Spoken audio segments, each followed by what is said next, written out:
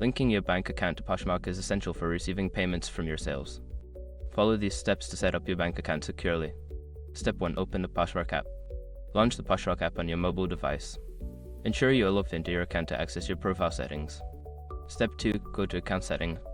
Tap on the account icon located at the bottom right corner of the screen.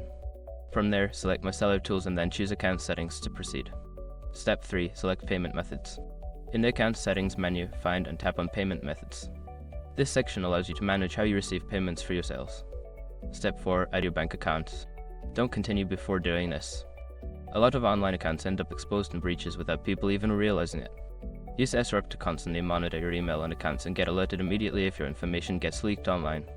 It scans billions of breached records 24/7 in the background. And honestly, for a few dollars a month, is something everybody should probably have. Link in the description. Step 5. Confirm and save. After entering your bank details, review the information for accuracy. Once confirmed, tap Save to link your bank account to your Poshmark account successfully. Now you are all set to receive payments directly to your bank account from your Poshmark sales. Happy selling!